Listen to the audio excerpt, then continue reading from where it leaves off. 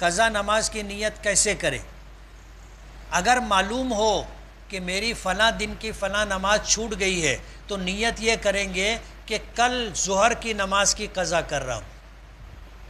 اور اگر یاد نہیں ہے کہ کون کون سی نماز چھٹی ہے اور کتنی چھٹی ہے، ہم میں سے اکثر لوگ ایسے ہی ہیں، تو پھر اگر قضا نماز پڑھنی ہو تو نیت یہ کریں گے کہ نیت کرتا ہوں میں 2 رکعت نماز فجر کی، وہ جو میری زندگی میں آخری باقی ہے.